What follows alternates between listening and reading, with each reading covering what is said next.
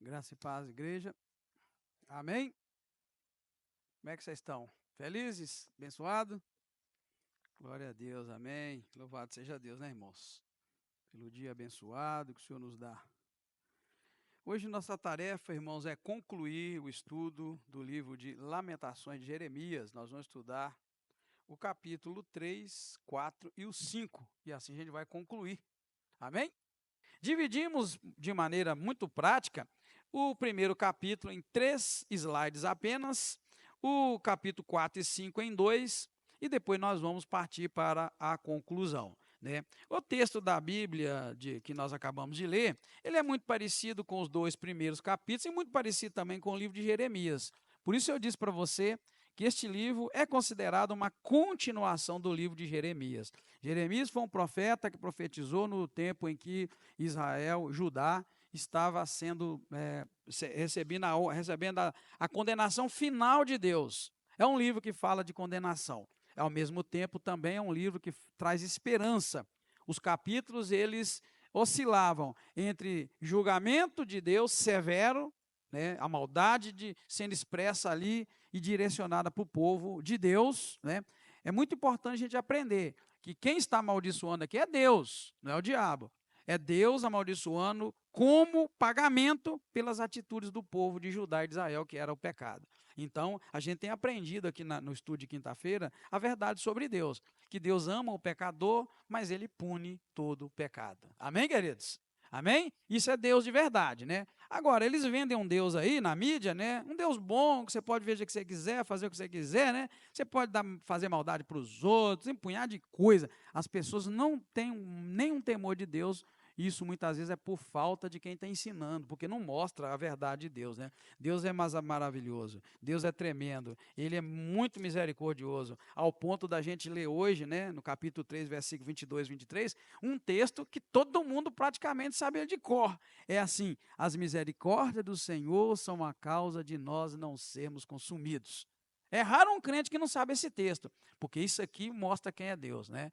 Esse mesmo Deus que está aqui em Jeremias e Lamentações de Jeremias, falando, não tem jeito, eu vou detonar com o povo de Israel, o povo de Judá, porque o pecado dele chegou no limite, né, no limite de Deus. Então, aqui vocês viram falando até, o texto termina, na verdade, fazendo uma pergunta para Deus, né? O texto que nós acabamos de ler, Jeremias, termina dizendo assim: por que sempre, Deus, você se esquece de nós?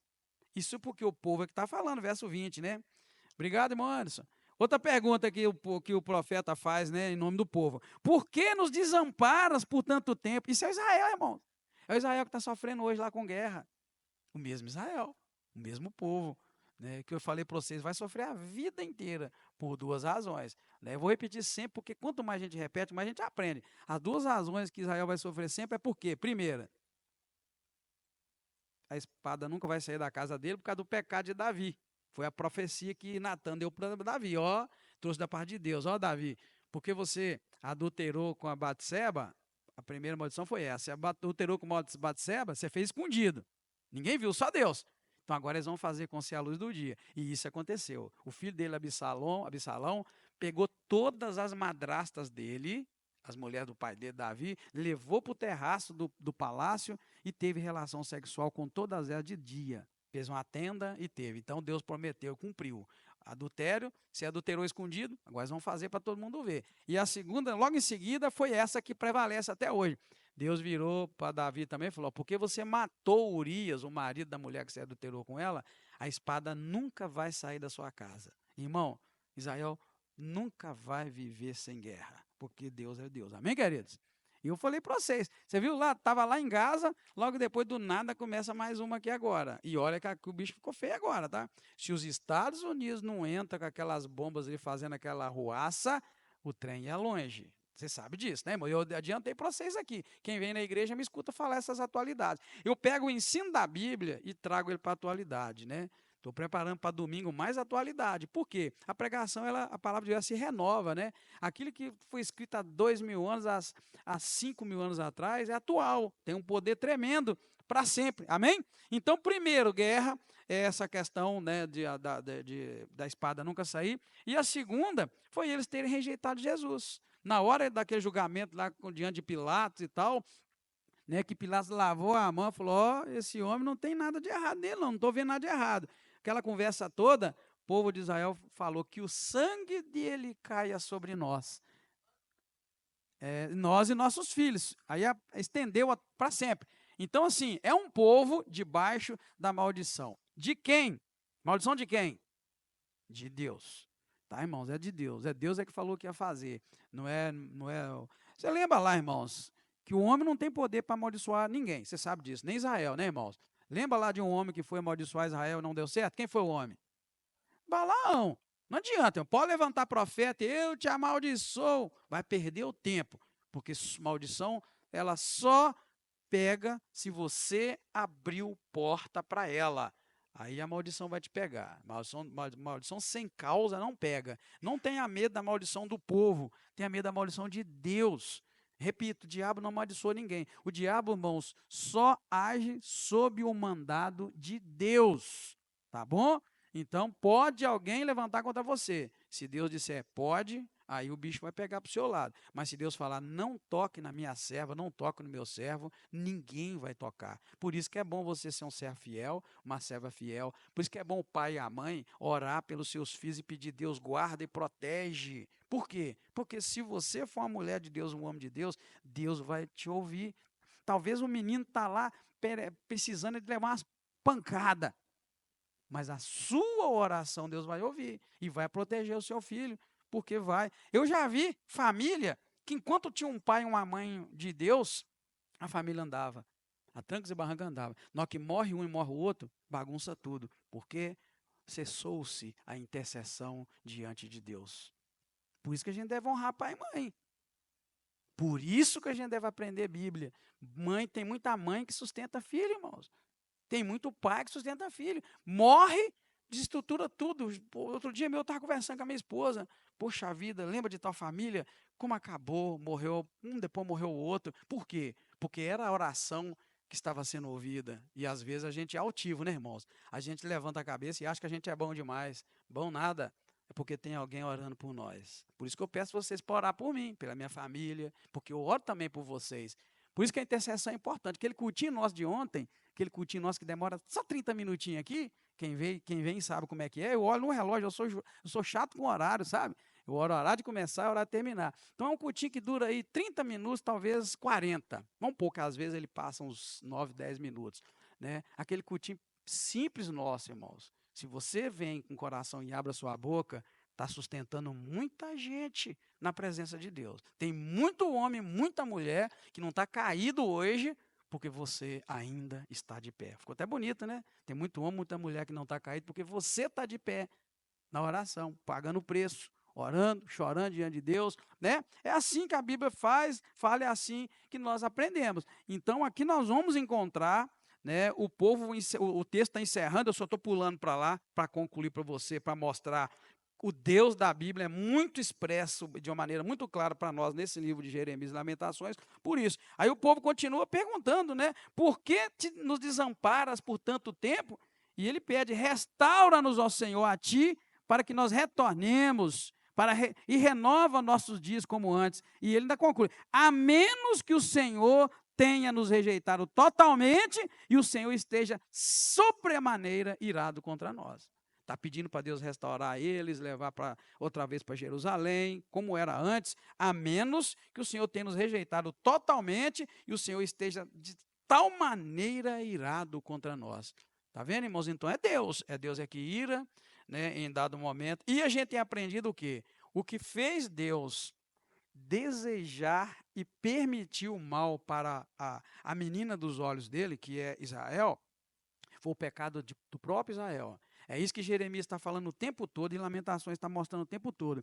Vocês estão sofrendo por causa do próprio pecado de vocês. Porque, na verdade, o povo estava pensando que estava sofrendo porque Deus era ruim. E hoje Jeremias está dizendo, ninguém sofre porque Deus é ruim.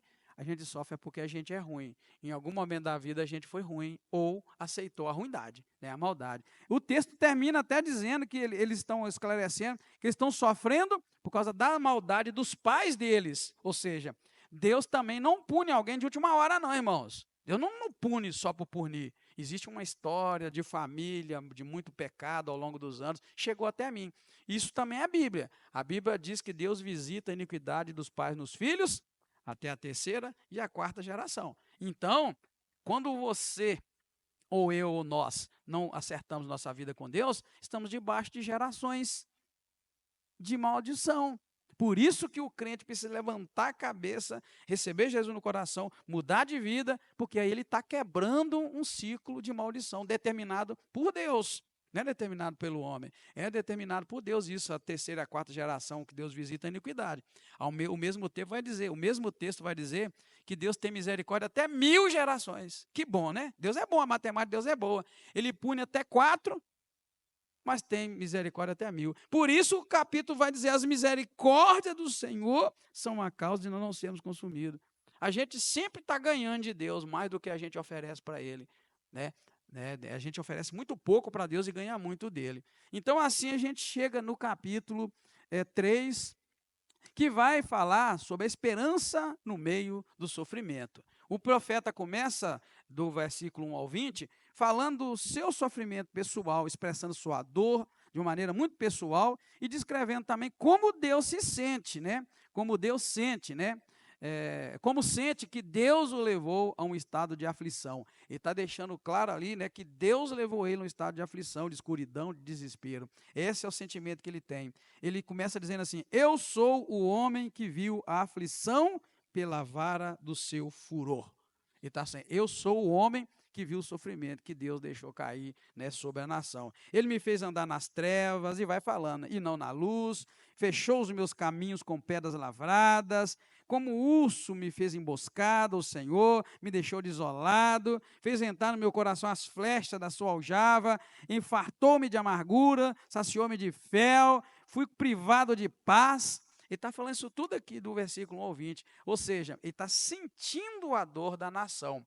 O crente que ora e que intercede precisa sentir a dor de quem ele está orando, ou por quem ele está orando. Então é preciso a gente sentir, né? Quando a gente vai orar, a gente tem que sentir a dor, sentir o sofrimento do outro, para que a sua oração tenha uma certa intensidade. Então esses primeiros 20 versículos vai mostrar que o sofrimento de Jerusalém está sendo representado pelo sofrimento do profeta, como se Deus tivesse feito cair sobre ele o sentimento de sofrimento que Deus sentia com relação à nação, né? E isso serve como um modelo, irmãos, para trazer, né, para a gente levar o nosso sofrimento diante de Deus. É um modelo. Ele estava expressando uma dor, o sofrimento, desolação, ausência de paz, um desespero total. Na verdade, o que está descrito aqui, eu só marquei algumas coisas do 1 ao 20, imagine alguém assim.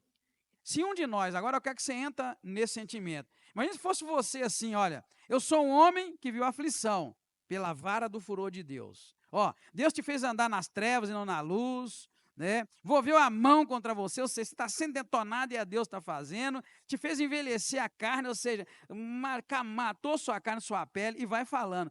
Fechou os seus caminhos com pedras, tudo para você dar errado. Sabe o que diz que está tudo errado? Não sei se alguém já teve isso, e vai falando, ó, te deixou desolado, né? Fez entrar no seu coração as flechas da ira de Deus, né? Fartou você de amargura, te saciou com fel. Quem já pôs fel na boca? Eu pus uma vez um tiquinho. Ninguém pôs? Quem já pôs fel? É docinho, né? Misericórdia, gente.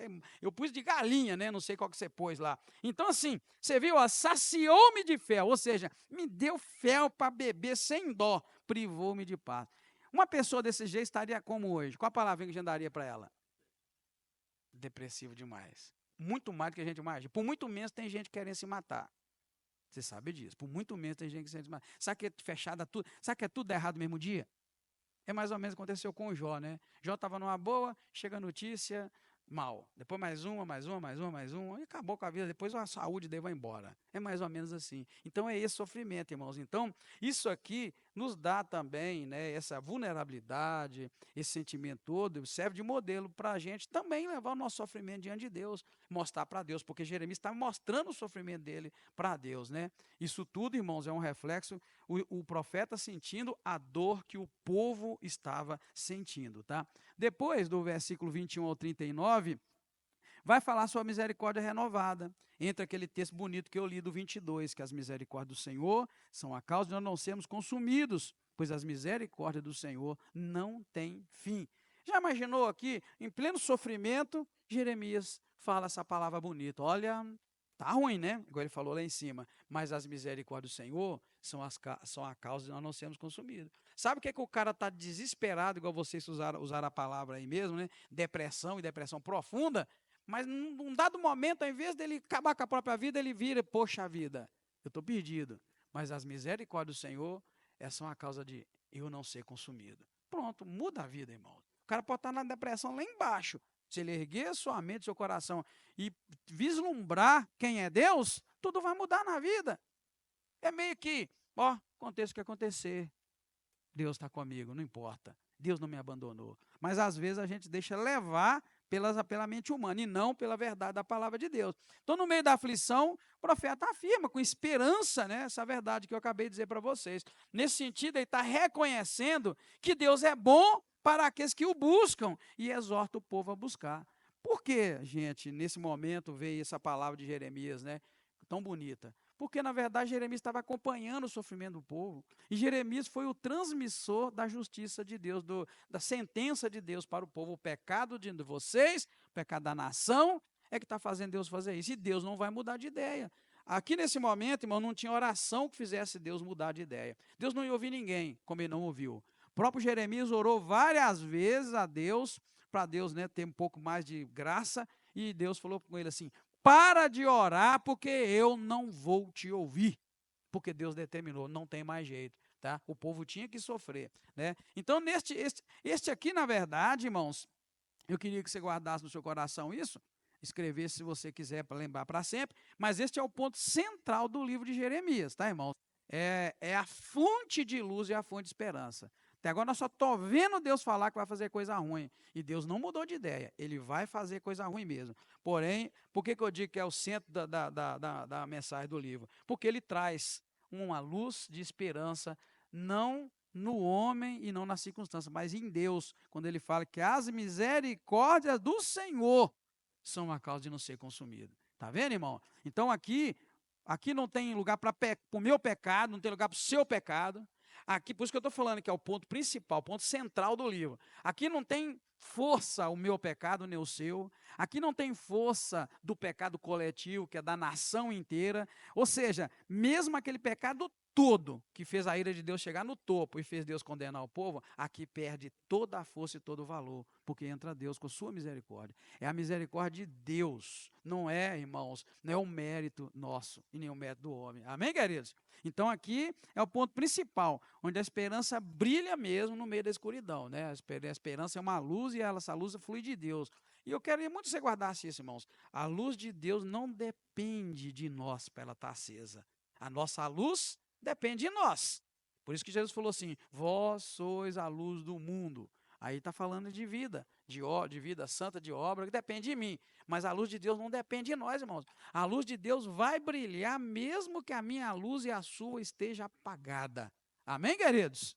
Jesus falou: vós sois a luz do mundo. Mesmo se a sua luz for treva, tão ruim que você está vivendo, é escuridão todo lugar que você está, a luz de Deus vai existir, ela vai prevalecer. E ela vai iluminar lá, ela vai iluminar onde Deus quiser. Né? Então, mesmo no julgamento de Deus, a gente vê aqui que o caráter de Deus é compassivo, é misericordioso. E por isso, Deus é exaltado. E é exatamente a confiança na fidelidade de Deus, irmãos, é que oferece isso que eu estou dizendo para você. Conforto, força para a gente conseguir perseverar, mesmo se a gente estiver num momento de luta, de sofrimento. Essa visão é a visão de um crente que cresceu, que amadureceu, está firme em Deus. Amém, igreja?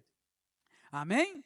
Aí a gente já vai terminar o capítulo, né, do 40 ao 66, vendo aí a confissão e o clamor por justiça. Nesse ponto, Jeremias convida o povo a examinar os seus caminhos, a se arrepender, né, e voltar para o Senhor. Descreve também ele o clamor por misericórdia, por justiça, pedindo que Deus venha intervir contra os inimigos que zombam deles. Jeremias pediu o tempo todo, irmãos, a intervenção de Deus, mas Deus não fez essa intervenção. Isso mostra para nós também que quem ora, quem intercede, precisa interceder, mesmo se a coisa não estiver indo bem, nem se Deus estiver te ouvindo. Jeremias pediu, Deus falou, não vou te atender. Mas ele não calou a boca. Ou seja, a gente precisa obedecer a Deus, não precisa? Mas você já viu que Deus falou para Jeremias, não ora mais e ele não obedeceu? Não é? Bacana, a gente precisa aprender. Né? Não para de orar, não cessa de orar. Né? Mesmo se alguém disse, ó, pode parar de orar que não tem jeito mais não, continua mesmo assim. Deus não vai ficar com raiva de você e nem vai te considerar isso um pecado. Ele está vendo que você está interessado no bem de determinada pessoa e está lá molando, né, batendo na porta de Deus. Jeremias fez isso, irmãos.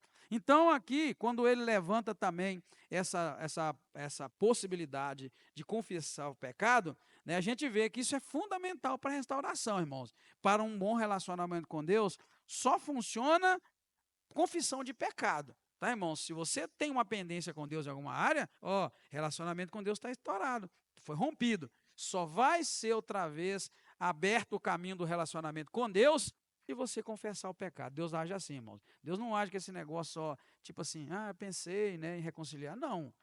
O reconciliamento com Deus é pedido de perdão, é confissão. Então, o 40 até o 66 traz para nós. Começa dizendo assim: examine os nossos caminhos, experimentemo-lo, voltemos para o Senhor. Olha, está vendo? Isso é confissão. Levantemos o nosso coração e as nossas mãos para Deus nos céus. Então, aqui ele está falando essa questão séria, né? O clamor por justiça, na verdade, ele tem um outro nível diante de Deus quando ele está partindo de um coração que confessa seus pecados, que pede perdão, confia em Deus e sabe que Deus é poderoso para te ajudar a corrigir os erros. Irmãos, confissão de pecado tem que ser acompanhada de correção de erros. Porque senão você vai ficar pedindo perdão hoje e amanhã vai pedir outra vez, e depois da manhã, depois da manhã. Então, confissão é pedido de perdão, né, reconhecimento do pecado, pedido de perdão e, ao mesmo tempo, também uma correção. É preciso fazer correção. Você não pode continuar no mesmo erro pensando que fez a coisa certa. Amém? E tem que abandonar. Se você não abandonar, brincadeira, né? Na verdade, irmãos, a gente falha muito nessa questão. Um dia eu quero até trazer algum estudo relacionado a isso, para a gente ter mais um conhecimento, que a gente precisa ter no coração nossa prática, né? De, sim, confessar o pecado. Mas não apenas confessar, é buscar fazer correção. Pagamento, né, de dívida, né? Você cometeu erro com alguém, não basta só você pedir perdão a Deus, tem que pedir você tem que consertar a ferida que você provocou, né? Eu roubei alguém, Deus me perdoa, poxa vida, vai e paga então o que você devia, devolve, né? Devolve o que você roubou. Já o capítulo 4 vai mostrar o contraste entre a glória e a desolação, né? Uma nação que viveu na glória, agora está desolada. Aqui também é retratado todo o sofrimento de maneira detalhada, viu, irmãos?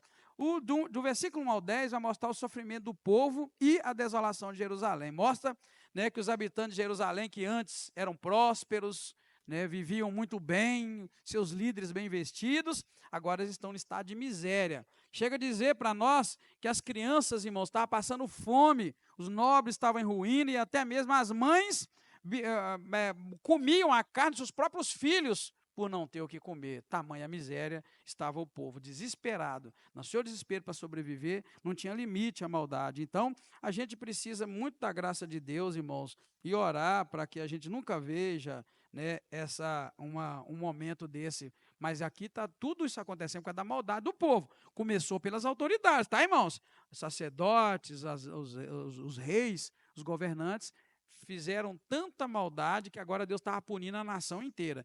Olha bem o capítulo 4, versículo 10, para você ver. Olha o que diz, olha.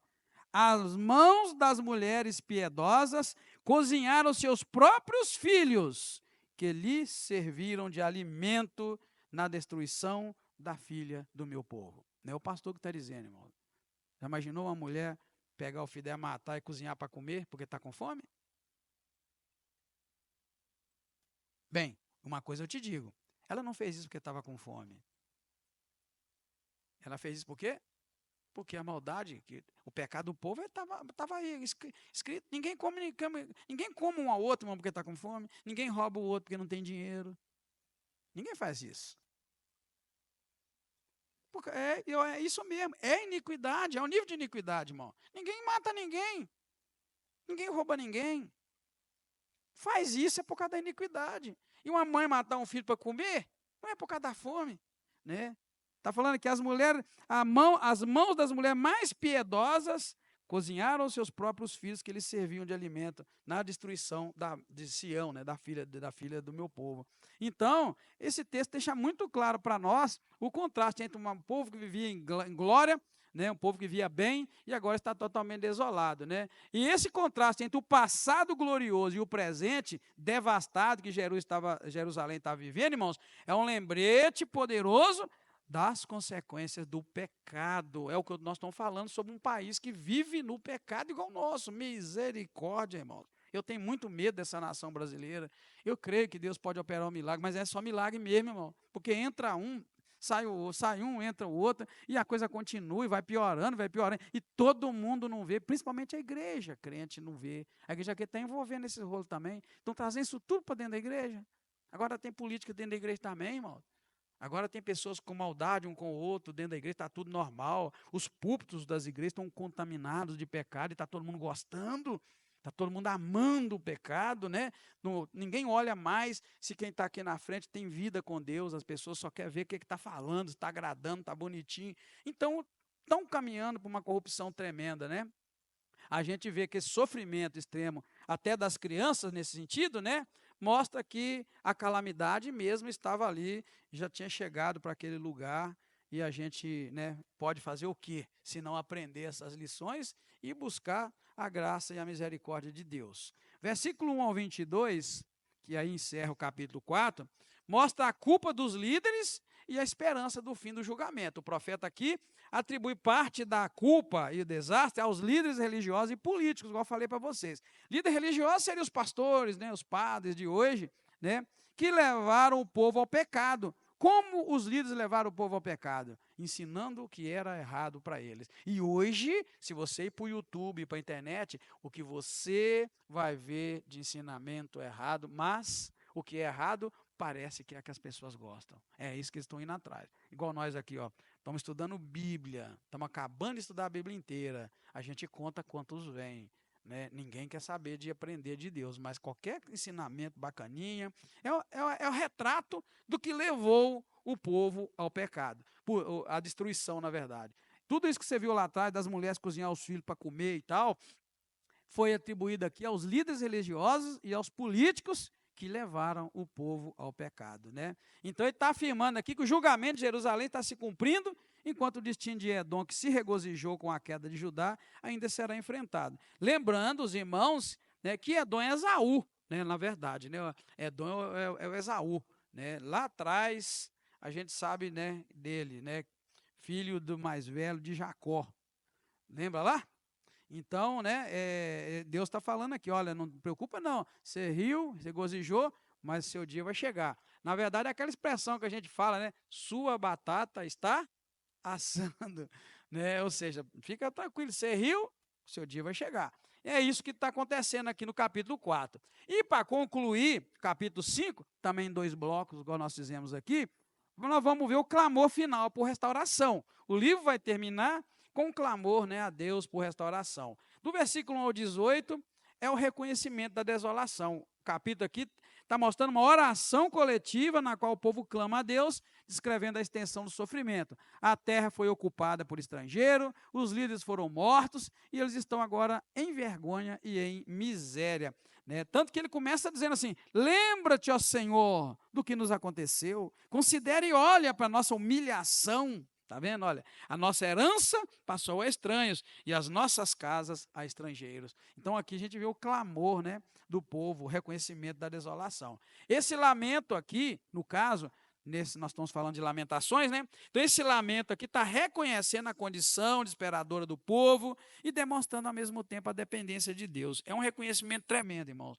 O levantar começa quando a gente reconhece o estado que a gente está e o porquê que a gente está nele, tá, irmãos? Qualquer um levanta quando reconhece, olha, eu estou nessa situação de miséria, mas agora eu sei por quê. Porque eu pequei, eu escolhi o pecado e eu fui fraco. Isso aí é essencial. Então a gente está vendo isso, né? Essa condição aí sendo reconhecida e ao mesmo tempo mostrando, né, a dependência de Deus, né? Reconhecer as falhas, passadas, né, reflete o quê? O desejo de restauração. Quando você começa a pensar assim, poxa vida, eu pequei, ou seja, eu fiz coisa lá atrás, isso aí, irmãos, é o caminho da restauração. É onde Deus se agrada, quando a gente reconhece, né? E isso está acontecendo aqui no capítulo 5, do 1 ao 18, não é verdade, né? E para a gente concluir o capítulo 22, a gente vê o clamor pela restauração e também o reconhecimento da soberania de Deus. A oração que Jeremias está fazendo termina com essa declaração da soberania eterna de Deus e também com um apelo para que Deus restaure o povo e renove os dias como nos tempos antigos, né? Olha, lá atrás como era bom, e agora ele está clamando, pedindo a Deus, né, que conceda isso a eles, né? Aqui tem um tom de incerteza, porque reflete ao mesmo tempo a gravidade, né, do pecado que o povo, com que o pecado pecou. Por isso que eu li para vocês o finalzinho, olha, tu, ó Senhor, reinas eternamente, tá vendo? E o teu trono subsiste de geração em geração. Então, primeiro exalta a Deus e fala, ó, nós estamos caídos, nós estamos destruídos, mas com o Senhor é diferente. O Senhor está de pé, o Senhor reina eternamente. E aí ele começa a fazer as perguntas que eu li para vocês. Ele pergunta, por que, Senhor, o Senhor se esqueceu de nós? Por que o Senhor nos desampara por tanto tempo? Né? Você lembra lá que eles ficaram 400 anos no Egito, agora estão indo ficar 70 anos no exílio. O povo de Israel virou Estado tem pouco tempo, era um povo que vivia por aí, né? E agora o Estado de Israel é fortemente ameaçado. Você sabia que aquela região lá não aceita o Estado de Israel, Israel como nação? Poxa vida, é um povo que até hoje está assim. Você pensa que não, mas está. Ainda bem que eles têm alguns aliados, como os Estados Unidos, uma grande potência. Né? Eu tive lendo, né, e aproveitei para escutar muito jornal esses dias. Eu peguei aqueles canais que falam de jornal americano, tudo para eu poder ouvir muito. E olha, é incrível, irmãos, como o que tem sustentado Israel são essas alianças que eles têm. Deus levanta alguém com muito poder, com muita força, para livrar eles. Porque eles são pequenininhos, não têm tanto recurso como outros países têm. Mas Deus sempre dá graça. Você vê que foi bombardeado, poucas bombas caíram naquele lugar. Eles cercaram o Irã, irmãos, de avião, mas não tinha bomba para explodir aqueles locais de beneficiamento lá de urânio. Porém, é um milagre. E aí levanta uma nação poderosa, vai lá e mete algumas bombas, está aí a trégua armada. Mas foi eles? Foi a arma de Israel? Não, irmão, Deus levantou alguém. E ai dele se Deus não levantar alguém. Porém, esse abandono de Deus, a gente vê ele, está aí escrito, né? Então, é importante a gente perceber a confiança na eternidade de Deus. Por isso que está dizendo, o Senhor reina eternamente, né? É importante a confiança na eternidade de Deus, porque isso é o alicerce para quem quer pedir a Deus alguma coisa, pedir alguma ajuda, algum recurso de Deus, né? Apesar da dúvida, né, do povo, né, dos temores, né? Por isso que ele está perguntando, até quando o Senhor vai ficar assim? Se eu pergunto, Deus, até quando o Senhor vai ficar assim? Quer dizer que eu não tenho certeza.